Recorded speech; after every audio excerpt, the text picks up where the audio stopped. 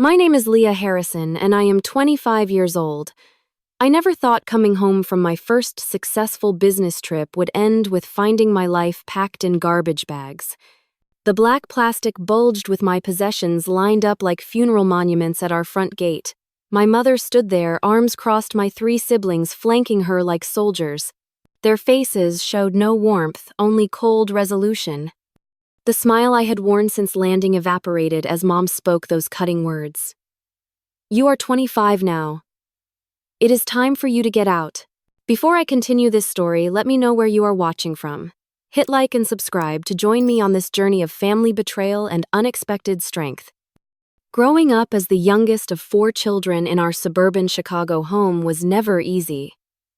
My father passed away when I was just 7 years old, leaving my mother Sandra to raise us alone.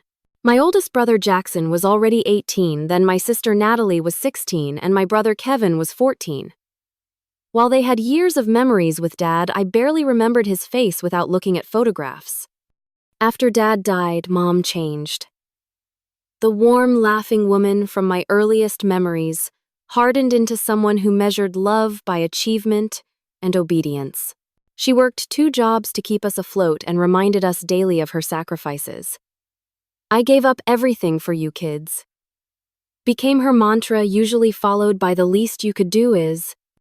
As the baby of the family, I received both the benefits and burdens of being last. Mom was financially more stable by the time I needed braces or college tuition, but the emotional toll of single parenthood had worn her down.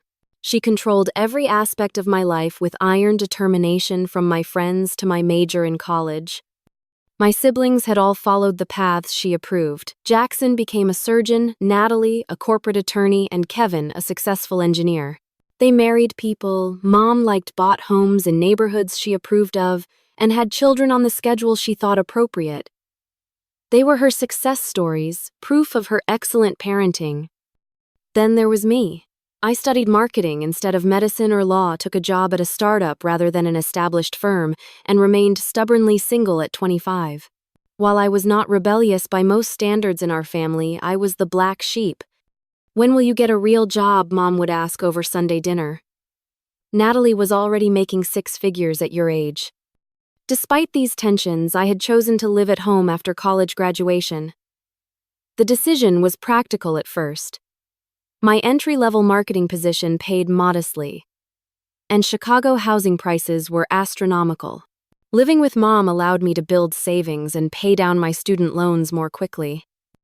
"You can stay as long as you need," Mom had said when I first moved back. "Family supports family."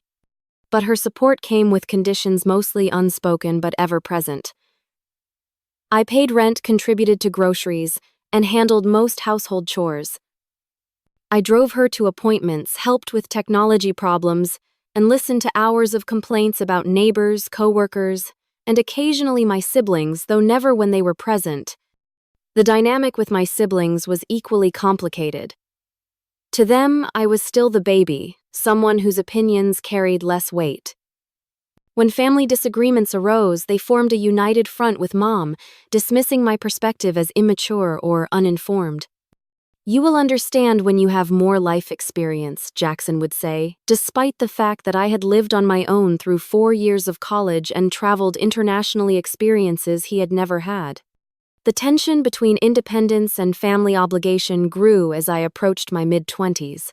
Friends my age were living in apartments with roommates, dating freely, staying out late without texts, demanding their whereabouts.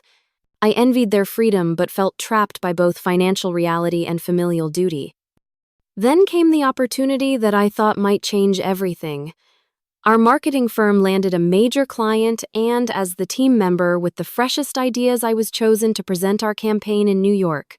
It was my first business trip, my first solo presentation to a major client, and potentially my first big career break. The presentation was scheduled for a Thursday, with meetings extending through Friday afternoon. I had spent weeks preparing, rehearsing until I could recite the pitch in my sleep. The night before my flight, Mom had seemed distracted during dinner, barely acknowledging my nervous excitement. "I will be back late Friday night," I reminded her as I washed dishes. "Fine," she said, not looking up from her phone. Jackson and Natalie are coming over on Saturday with the kids. Make sure you are here to help. I promised I would be swallowing my disappointment at her lack of enthusiasm. In my heart, I had hoped this professional milestone would finally earn her approval. If I could prove my career path was viable, perhaps she would see me as an adult rather than a disappointing child. The New York presentation had exceeded all expectations. The clients loved our campaign, asking for only minor adjustments before approving the 7-figure budget. My boss had taken me to dinner afterward, discussing a potential promotion and raise if the project launched successfully. "You have real talent, Leah," he said. "I see a bright future for you with us." Those words had warmed me more than the expensive wine we shared. For once, someone saw my potential rather than my shortcomings. I purchased small gifts for everyone during my limited free time, choosing a silk scarf for Mom craft beers for my brothers and a designer pen for my sister. Small tokens of success, peace offerings I hoped would bridge the gap between us. On the flight home, I imagined sharing my triumph at the family gathering the next day. Perhaps Jackson would finally stop asking when I planned to get a stable job. Maybe Natalie would cease forwarding me job postings for administrative positions at her law firm. Possibly Kevin would quit, suggesting I pursue a master's degree to catch up to my peers. Above all, I fantasized about Mom's reaction. In my daydream, she smiled with pride, telling her friends about my accomplishment, finally seeing that I was making my own way just on a different path than my siblings. Little did I know that my fantasy of family validation would shatter within minutes of my return, replaced by a nightmare I could never have anticipated. The Chicago afternoon greeted me with perfect spring weather as my rideshare pulled away from O'Hare International Airport. Sunshine warmed the city after weeks of rain, which I took as a good omen. The gifts I had purchased sat neatly in my carry-on bag, wrapped in tissue paper from the boutique near my hotel. My presentation materials were safely stored in my laptop bag, including the signed contract that would transform my department's budget and hopefully my career trajectory. I texted Mom that I had landed safely and was on my way home, but received no response. This was not entirely unusual, as she often missed texts when engaged with her gardening club or church activities. Still, a small twinge of unease flickered through me. Throughout my trip, communication had been minimal, with my check-in texts met with one-word responses or nothing at all. Halfway home, my phone rang with Jackson's number displayed on the screen. My oldest brother rarely called me directly, preferring to communicate through our family group chat or via Mom.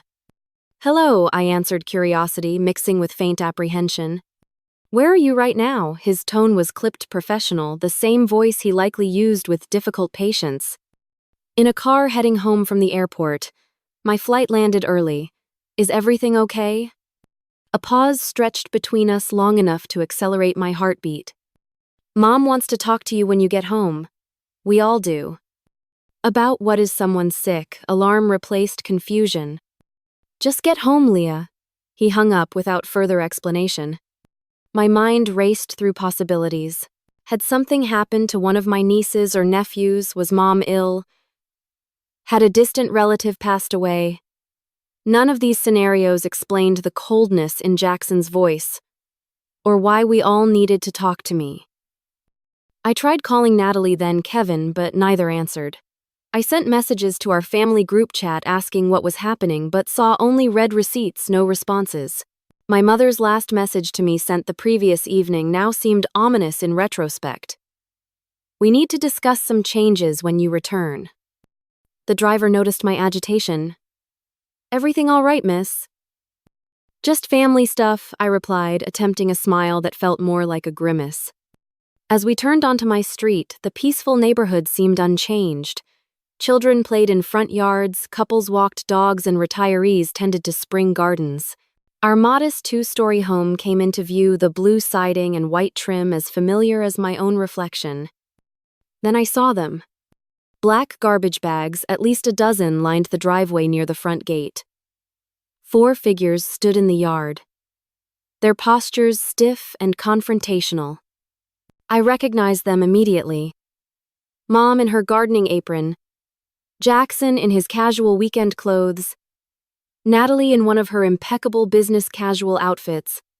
Despite it being Saturday and Kevin in the university sweatshirt he favored on days off. "You can stop here," I told the driver, my voice distant to my own ears.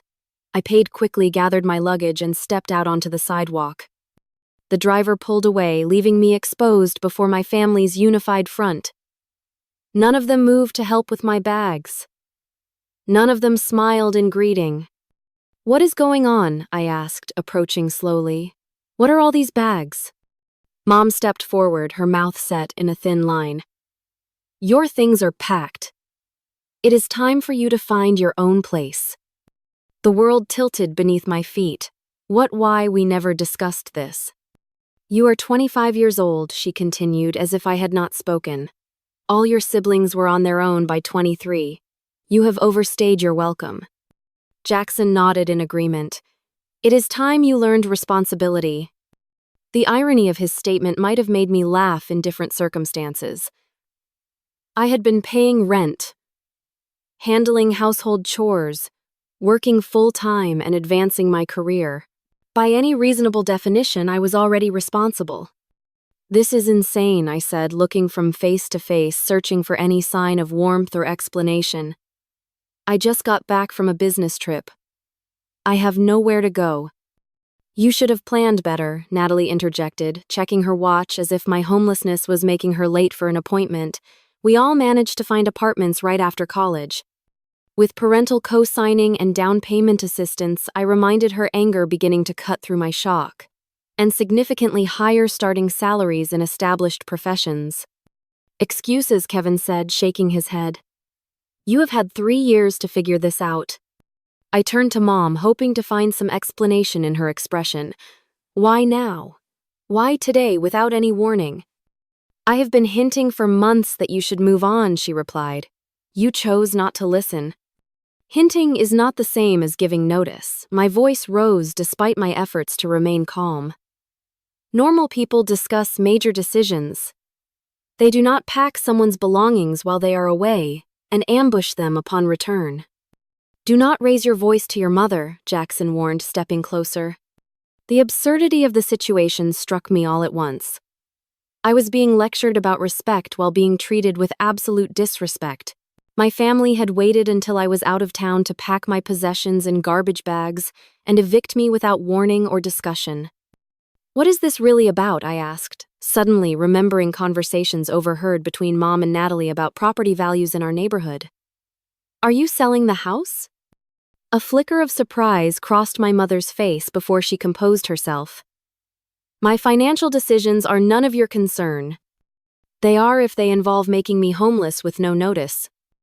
"You are not homeless," Natalie said with exaggerated patience. "You have a job.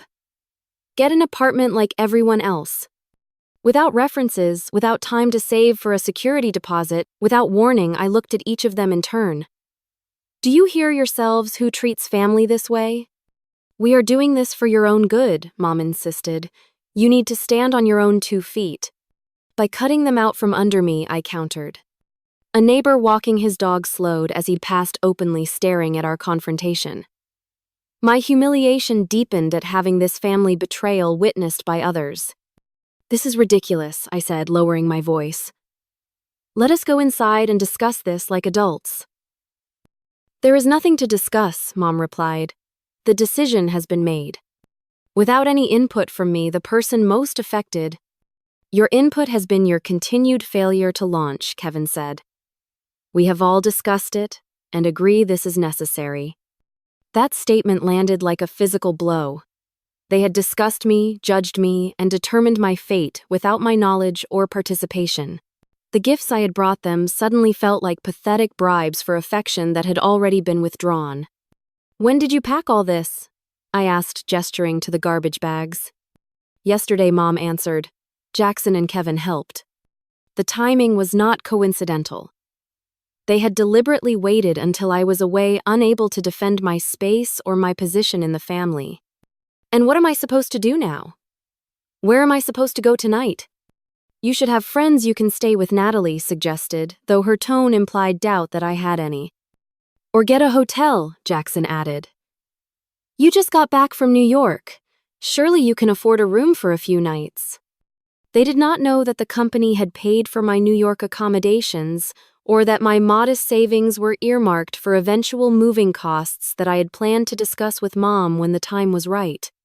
Can I at least come inside and sort through these bags? I doubt you knew what was important when you packed. Everything is there, Mom said firmly. Your room has been cleared. The finality of her statement made my stomach clench. They had erased me from the house while I was gone, as if I had never belonged there at all.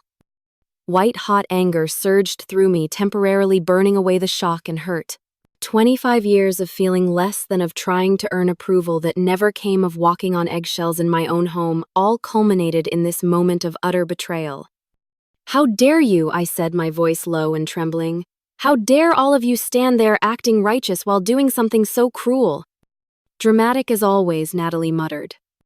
Dramatic. I laughed without humor. You ambush me after a business trip. Throw my possessions in garbage bags and tell me I am homeless effective immediately. But I am the dramatic one. We knew you would react this way, Jackson said. This is why we did it while you were gone. You mean why you waited until I was not here to defend myself? That is not responsible adult behavior. That is cowardly. Mom's face flushed with anger. Do not speak to us that way, after everything I have done for you.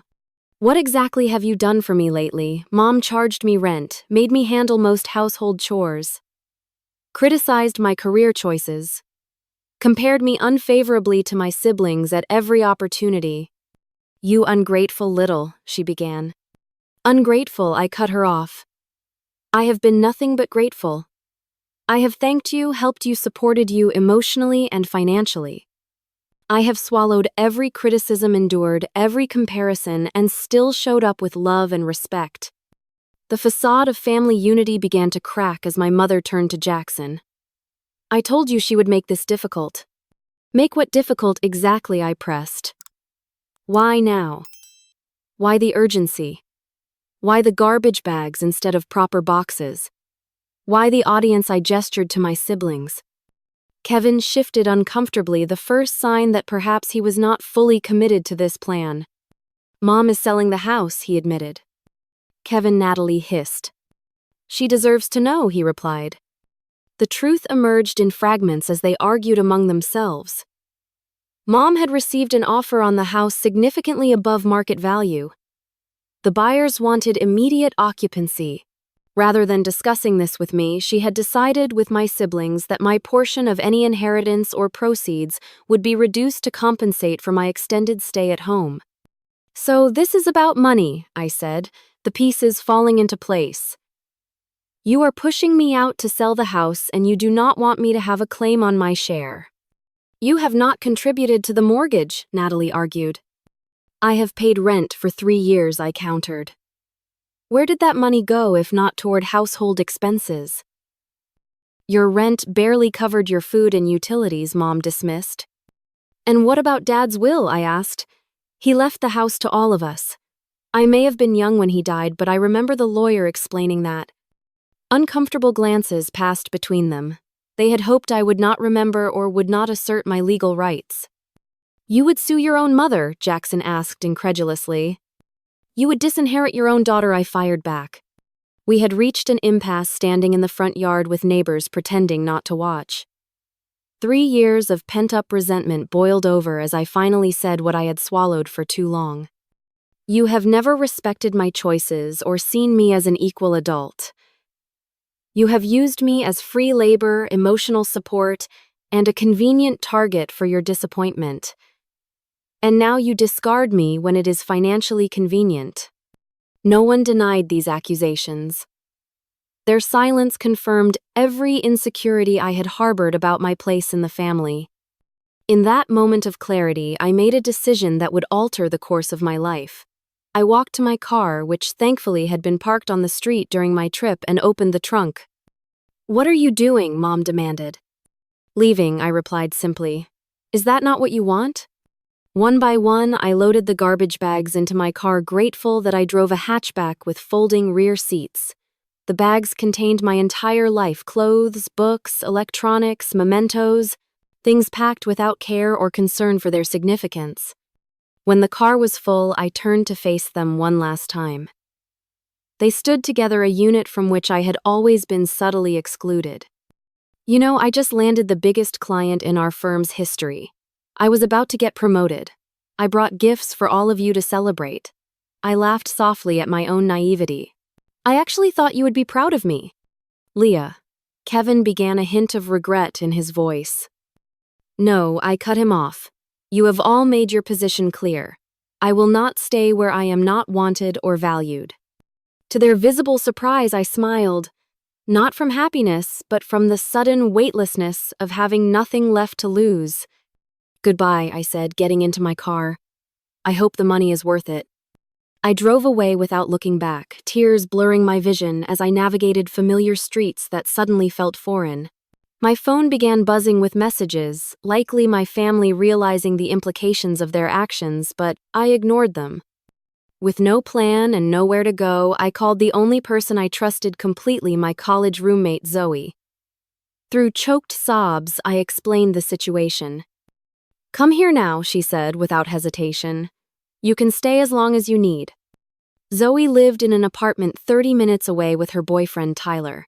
When I arrived, they helped unload my car without judgment or question, setting up their spare room as a temporary sanctuary. That first night was the lowest point. Curled on an unfamiliar bed surrounded by garbage bags I could not bear to unpack, I cycled through shock, grief, and rage. My phone continued to buzz with messages, which Zoe eventually convinced me to read. They were as expected. Mom insisted I was overreacting. Jackson lectured me about responsibility. Natalie sent links to apartment listings well outside my budget. Kevin alone expressed some regret about the method, though not the decision itself. "These people are toxic," Zoe declared after reading the messages. "You need space from all of them." "They are still my family," I said weakly. "Family does not treat each other this way," Tyler interjected. "What they did was emotional abuse." Though the term felt extreme in the moment, the validation from outside perspectives helped me see the situation more clearly. What had happened was not normal. It was not my fault. And perhaps most importantly, I did not have to accept it. That night, I made two decisions. I would build a new life entirely independent from my family, and I would never again measure my worth through their approval. As I finally drifted to sleep in the early hours of morning, a strange sense of possibility flickered beneath the pain. For the first time in my adult life, I was truly free to define myself on my own terms. The first week after being forced out was a blur of practical challenges. Zoe and Tyler insisted I stay as long as needed, but I knew their one-bedroom apartment was too small for 3 adults long-term. Their generosity bought me time to find alternative housing without rushing into a bad situation. During lunch breaks at work, I scoured apartment listings, quickly discovering that Chicago's rental market was even more competitive than I had feared. Most places required proof of income 3 times the monthly rent, perfect credit first and last month's rent, plus security deposit and landlord references I did not have. My modest savings, which had seemed substantial when living at home, barely covered the upfront costs of securing housing. After 10 days of searching, I found a tiny studio apartment in a less desirable neighborhood with a landlord willing to accept a larger security deposit in lieu of rental history. The apartment was nothing like the comfortable home I had left. Paint peeled in corners. The appliances were outdated, and strange noises filtered through thin walls at all hours. But it was mine, a space where no one could pack my belongings or question my choices. Moving in highlighted how little I actually owned. My family had packed my personal possessions, but none of the household items necessary for independent living. I had no dishes, towels, cleaning supplies, or furniture beyond my bedroom set. "We will have a housewarming," Zoe declared, helping me unpack my clothes into the apartment's single closet. "Everyone brings something useful instead of decorative crap." True to her word, she organized a small gathering of college friends and work acquaintances. They arrived bearing second-hand furniture, kitchen essentials, and home goods. By evening's end, my apartment had transformed from an empty shell into a basic but functional living space. It is not much, I apologized as we sat on mismatched chairs eating pizza off paper plates. It is a beginning, my friend Amber corrected. And you did it without their help. Financial reality hit hard that first month. After paying rent, utilities, grocery bills, and transportation costs, my previously adequate salary left almost nothing for savings or emergencies. I created spreadsheets tracking every expense meal planned meticulously and learned which grocery stores offered the best prices on essentials. Work became my anchor and salvation. The Monday after being forced out, I arrived early at the office, threw myself into finalizing the New York client's campaign, and channeled all my emotional turmoil into creative energy. My boss noticed. "You have been putting in serious hours," he commented 2 weeks later. "The New York presentation was excellent, and your follow-up has been impeccable." "Thank you," I replied, simply not mentioning the personal chaos behind my professional dedication. "We are restructuring the team," he continued. "I would like you to lead the digital marketing division. It comes with a 15% raise and more responsibility. The promotion could not have come at a better time. The additional income would not make me wealthy, but it would ease the constant financial anxiety of solo living. More importantly, it validated my career path, the very one my family had dismissed as inadequate. While my professional life flourished, I struggled emotionally. Nightmares about homelessness disrupted my sleep. Unexpected sounds in my new building triggered panic responses. Trust issues colored my interactions with coworkers and friends. "You should talk to someone professional," Zoe suggested during one of our weekly coffee meetups. "Therapy is expensive," I countered. "So is the emotional toll of trauma," she replied. "Your new job has health insurance, right?" She helped me navigate the insurance portal to find therapists who accepted my coverage. The woman I ultimately chose specialized in family estrangement and adult children of controlling parents. Our first session opened floodgates I had not realized were holding back an ocean of hurt. "What your family did was not normal or acceptable," my therapist affirmed. "Evicting someone without notice is legally questionable, even with family. Doing it while you were away shows premeditation and a fundamental lack of respect." Weekly therapy sessions helped me recognize patterns of emotional manipulation that had defined my family relationships. I learned about concepts like scapegoating golden children and conditional love. Slowly, I began rebuilding my sense of self-worth separate from family approval. Practical skills became another focus of my new independence. I had never needed to handle certain aspects of adult life while living at home. Now I taught myself basic plumbing, how to jumpstart a car, simple cooking techniques, and home repairs. Each new skill felt like a tiny victory proof that I could survive and even thrive on my own. 3 months after moving out, I encountered my brother Kevin at a coffee shop downtown. The meeting was accidental, uncomfortable, and revealing. "You look good," he said awkwardly after we had both frozen in recognition. "How are you?" "I am doing well," I replied truthfully. "Working a lot. I got promoted." "That is great." He hesitated. "Mom has been asking about you. Has she strange way of showing concern, cutting off all contact?" "You cut off contact," he corrected. "You stopped answering messages." After being thrown out with no notice, yes, I did. We stood in uncomfortable silence, holding coffee cups like shields. "She wants you to come to Sunday dinner," he finally said, "to talk things through." "On what terms?" "What do you mean? Does she acknowledge what she did was wrong? Is she apologizing? Or does she expect me to pretend nothing happened and resume the same dysfunctional relationship?" His expression answered my questions. There would be no acknowledgement, no apology, no change. "I cannot do that, Kevin. I am not the same person who left 3 months ago." "She is still your mother," he insisted. Yes, I agreed. And I am still her daughter. That did not stop her from treating me like I meant nothing. As we parted ways, he seemed troubled, perhaps seeing our family dynamic from a new perspective. That brief encounter strengthened my resolve to maintain boundaries, even as it reopened barely healed wounds. The path forward was neither straight nor easy. Some days I felt empowered by my independence. Others I crumbled under the weight of estrangement from my only family.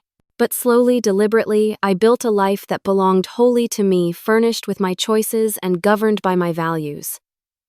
It was not the life I had imagined, but it was becoming one I could be proud of. As 3 months stretched into 4 and then 5, a remarkable transformation began to take place. The constant anxiety that had characterized my first weeks of independence gradually subsided, replaced by growing confidence in my ability to handle whatever challenges arose. My promotion proved to be a turning point professionally. Leading the digital marketing division meant higher visibility within the company and direct client contact. I assembled a small but effective team, implemented new analytics strategies, and delivered consistent results that impressed both clients and executives. Your campaign increased engagement by 40%, our CEO noted during a quarterly review. That is impressive work, Leah. The acknowledgement delivered in front of the entire leadership team felt more validating than any family approval I had ever sought. My colleagues saw my value without the distorting lens of family history or comparison. With financial stability came practical improvements. I traded my unreliable used car for a newer model with a warranty. When my lease approached renewal, I found a nicer apartment in a safer neighborhood with more natural light and a small balcony where I could grow herbs and flowers. The process of furnishing my new space became an exercise in self-discovery. Free from my mother's aesthetic preferences and my siblings' opinions, I could finally explore my own taste. I discovered a love for mid-century modern design, bold colors, and functional spaces. Each piece I selected, whether new or secondhand, reflected my emerging identity. "This place feels like you," Zoe commented when she visited the newly decorated apartment. "Your old room never did." She was right. My childhood bedroom had remained frozen in adolescence, while my space at Mom's house had felt temporary despite 3 years of residency. This apartment, though rented, was the first home that truly expressed who I was becoming. Social connections expanded beyond my small circle of college friends. I joined a book club, volunteered at a local food bank, and accepted invitations to work events I would have previously avoided. Through these activities, I met people who knew me only as I was now, not as the family disappointment or the babied youngest sibling. Among these new acquaintances was Daniel, a graphic designer who collaborated with my marketing team on client projects. Our professional relationship evolved into friendship and eventually into cautious romance. Unlike previous relationships conducted under my mother's scrutinizing gaze, this connection developed at its own pace, free from external pressure or judgment. "Tell me about your family," Daniel asked during our third date. "That is complicated," I replied, then shared the condensed version of recent events. His response was refreshingly straightforward. "They sound toxic. I am sorry you experienced that." No defense of family loyalty, no suggestion that I must have done something to deserve such treatment, no pressure to reconcile. Just simple validation of my experience and feelings. Daniel's healthy family relationships eventually provided a window into what functional family dynamics could look like. Sunday dinners at his parents' home showed me respectful disagreement, unconditional support, and genuine interest in each other's lives. The contrast with my own family was both painful and enlightening. End of Tom. My therapy sessions evolved from crisis management to deeper healing and personal growth. With professional guidance, I examined childhood patterns, recognized unhealthy coping mechanisms, and developed strategies for setting boundaries in all relationships. "You have made remarkable progress," my therapist observed after a particularly insightful session. "You are breaking generational patterns." The comment struck me deeply. Perhaps the most meaningful victory was not external success, but internal change, the ability to recognize and reject the dysfunctional dynamics that had shaped my family for generations. This psychological shift manifested in unexpected ways. I became more assertive at work, proposing bold campaigns and confidently defending my ideas. I developed clearer boundaries with friends, no longer agreeing to plans that drained my energy or violated my values. I pursued interests I had previously abandoned because they did not meet family approval, rediscovering my love for photography and creative writing. I also made the difficult decision to block all communication from my mother and older siblings. After months of texts ranging from guilt-inducing to openly hostile, I recognized that each interaction reset my emotional healing. Kevin remained the exception, as his messages had evolved from family pressure tactics to genuine, if awkward, attempts at independent connection. 5 months after being forced out, I attended a marketing conference where I unexpectedly reconnected with Mrs. Reynolds, my high school journalism teacher. She had always encouraged my writing and creative thinking, when other adults focused solely on my academic performance relative to my siblings. "Leah Harrison, how wonderful to see you," she greeted me warmly. "Are you still in marketing?" Our conversation over coffee revealed that she had always seen potential in me that my family had missed or dismissed. Her belief in my abilities had been genuine rather than conditional. A rare experience in my formative years. "You always had a unique perspective," she told me. "I am not surprised you have found success on your own terms." That chance meeting inspired me to reach out to others who might be experiencing family alienation or struggling with independence. I started a blog sharing practical advice for young adults establishing themselves without family support, covering topics from budgeting to emotional resilience. The blog connected me to an online community of people with similar experiences. Comments and messages poured in from readers who found validation in my story and hope in my progress.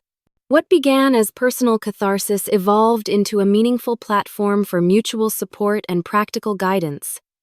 "Your post about holiday coping strategies literally got me through Christmas," one reader wrote. "For the first time, I did not feel guilty about protecting my peace." Through helping others, I continued my own healing. The blog created space to process my experiences, through writing transformed painful memories into useful lessons, and surrounded me with a community who understood without explanation. As the 6-month mark of my forced independence approached, I realized that the family who had discarded me had unintentionally given me the greatest gift: the opportunity to discover my strength, reshape my identity, and build a life aligned with my authentic self. The journey had been painful, but the destination was proving worth every difficult step. Exactly 6 months after finding my belongings in garbage bags, my phone began buzzing with notifications. Messages from my mother flooded in, first 1, then 5, then dozens more throughout the day. By evening, I had received exactly 60 texts from her, ranging from accusations to pleas. "Where are you? Why won't you answer? After everything I've done for you, I need to talk to you.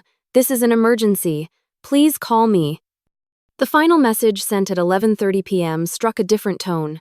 "I made a mistake. I need your help." Against my therapist's advice and my own better judgment, I read them all. Something had clearly happened, something significant enough to break through my mother's pride and denial. Despite everything, concern flickered beneath my carefully constructed defenses. I called Kevin the next morning, choosing the sibling who had shown at least minimal regret about how events had unfolded. "What is going on with Mom?" I asked when he answered. His heavy sigh carried through the phone. "She lost everything." The story emerged in fragments, each more unbelievable than the last. Mom had indeed sold the family home, receiving a substantial sum that should have secured her retirement. Instead of investing wisely, she had entrusted the entire amount to a financial advisor introduced by a church acquaintance. "It was a scam," Kevin explained.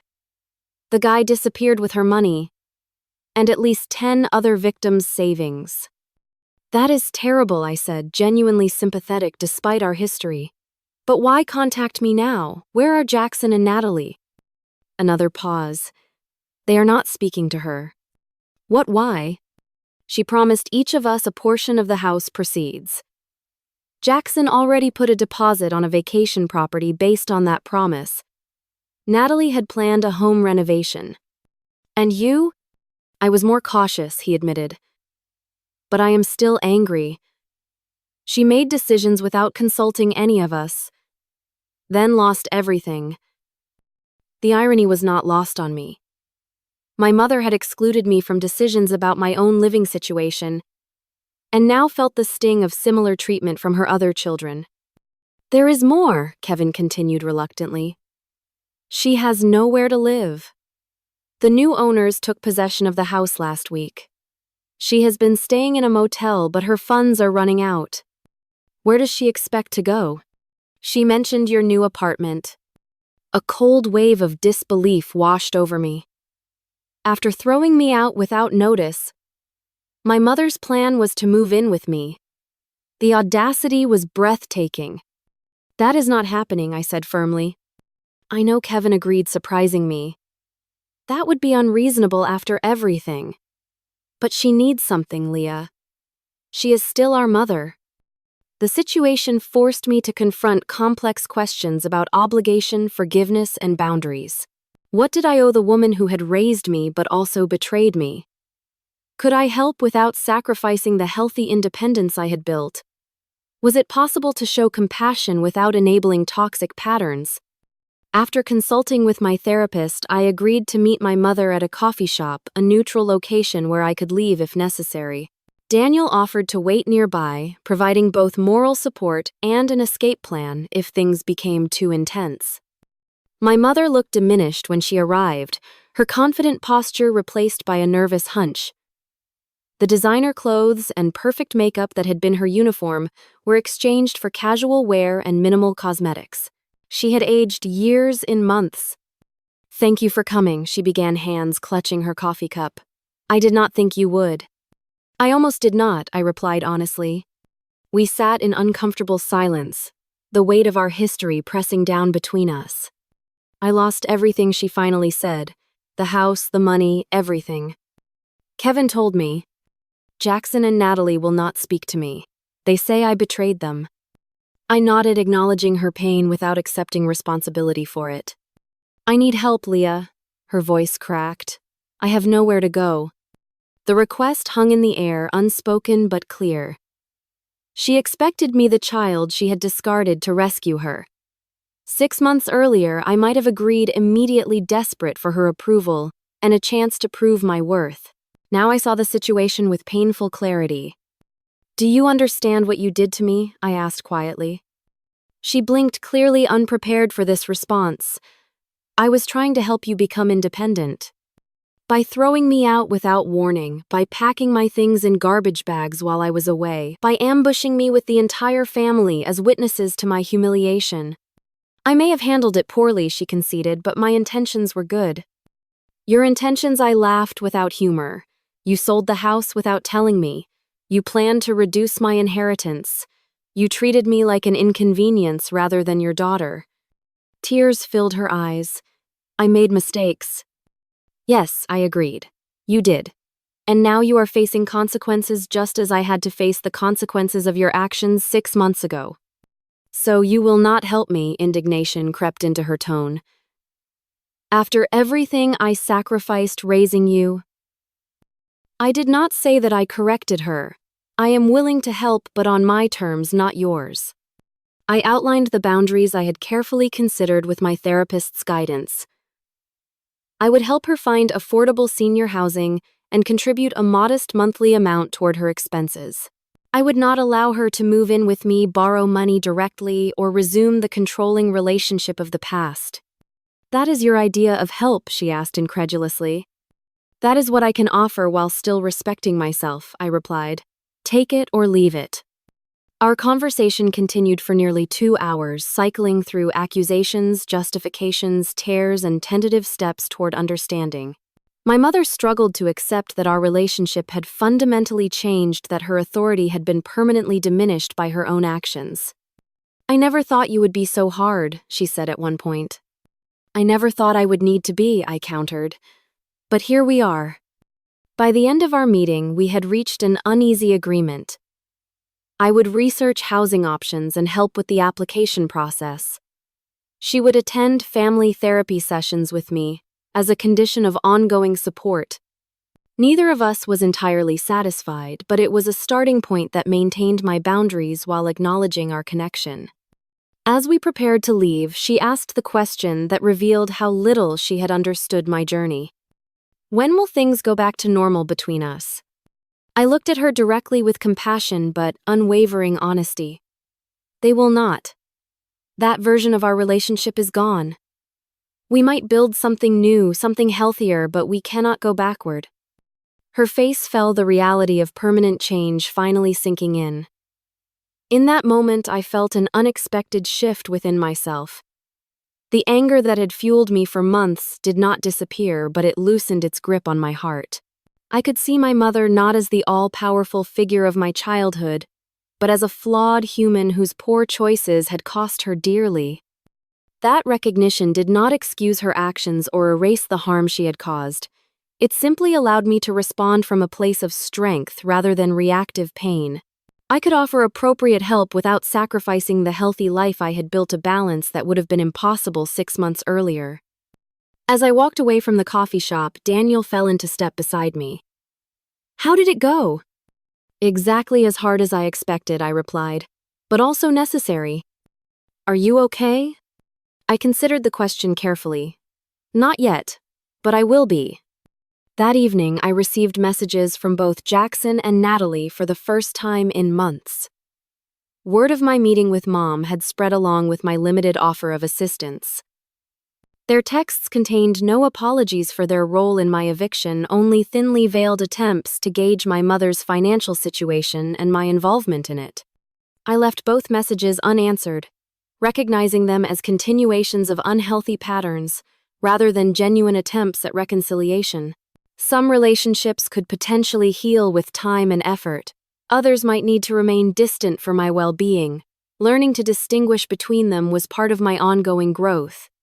The family crisis that had prompted 60 desperate messages had not provided a Hollywood reconciliation or neat resolution. Instead, it had offered something more valuable: confirmation that the boundaries I had established were necessary and the independent life I had built was worth protecting. In the weeks following our coffee shop confrontation, I helped my mother navigate the complex process of finding affordable senior housing. The assistance I provided was practical rather than financial, researching options, explaining application requirements, and occasionally driving her to appointments. Pine Meadows, the facility she eventually moved into, offered independent living apartments with optional supportive services. The modest studio unit was a significant downgrade from our family home, but it provided security, community, and a fresh start. "It is small," she commented during move-in day, surveying the compact kitchen and living area. "So was my first apartment," I reminded her gently. "You adapt." The parallel was not lost on her. For perhaps the first time, my mother was experiencing the challenges of starting over with limited resources, the very situation she had thrust upon me without warning or preparation. Our relationship remained complicated, but the enforced distance created space for gradual healing. The weekly therapy sessions, which she attended reluctantly at first, became a structured environment to address long-standing patterns and build healthier communication.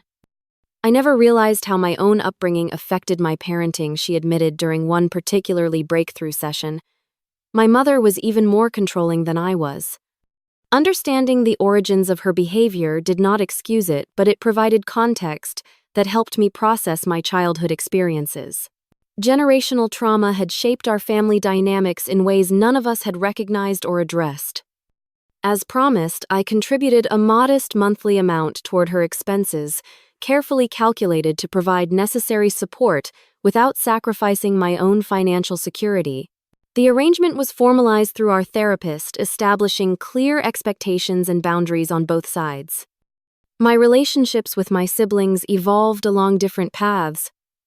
Kevin and I rebuilt a cautious connection, meeting occasionally for coffee and maintaining text communication. He apologized for his role in my eviction, an acknowledgement that opened the door to potential reconciliation.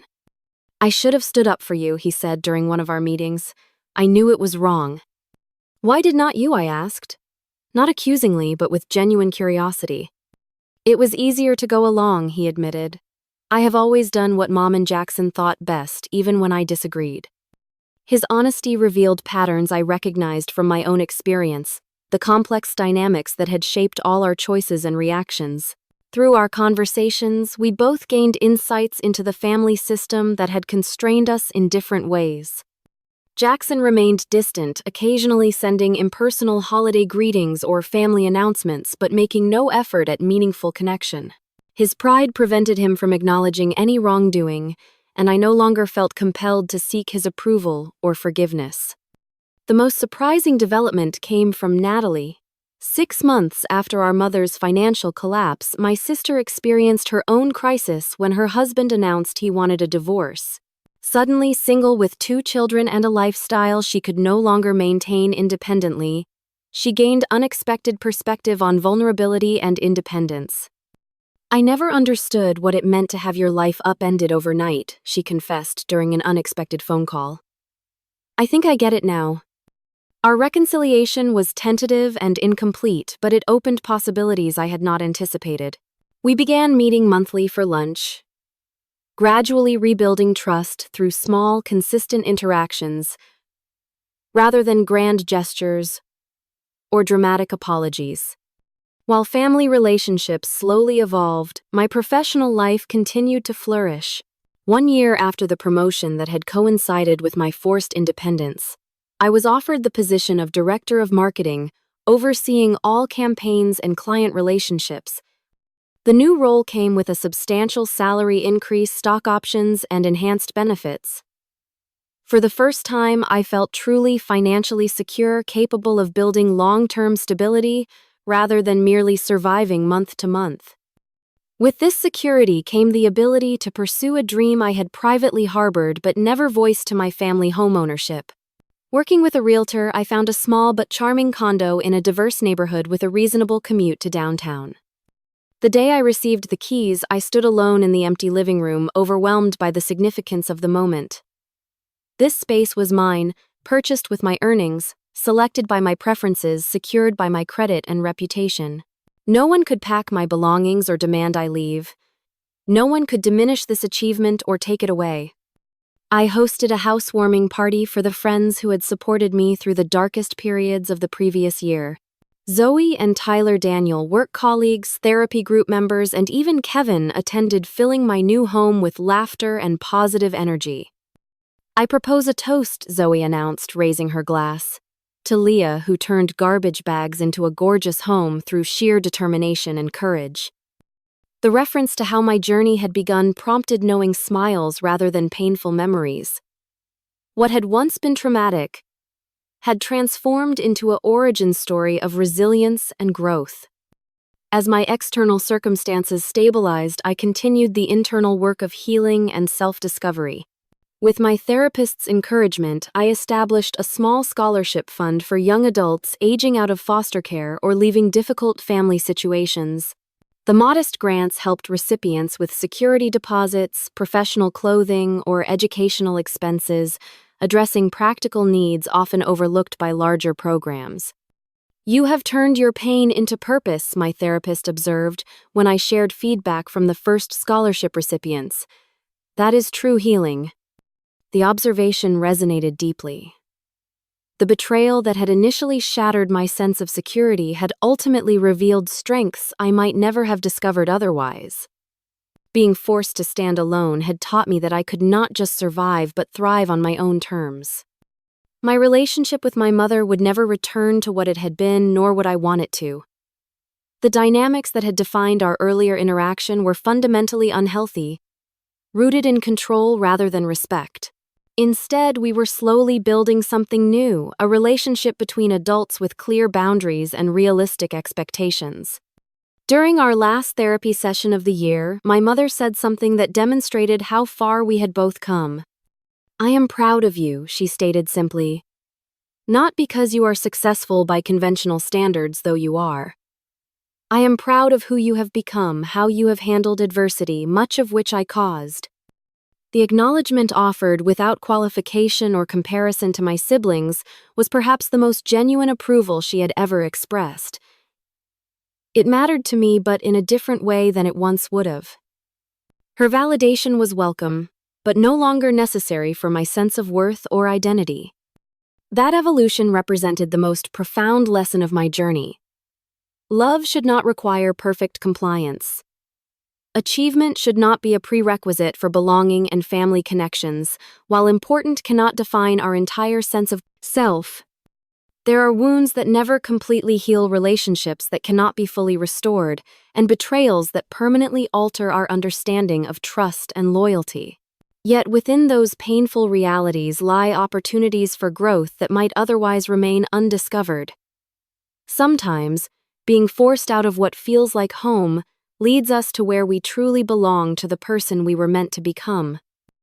What began with garbage bags at a gate ended with the keys to my own front door, both literally and metaphorically. The journey between those points transformed not just my circumstances, but my fundamental understanding of family independence and self-worth. In losing what I thought I needed, I found what I truly deserved: a life defined by my choices rather than others' expectations. Have you ever experienced a moment when family betrayal ultimately led to unexpected strength? How did you rebuild your life after a relationship breakdown? Share your story in the comments below, and do not forget to like and subscribe if this resonated with you.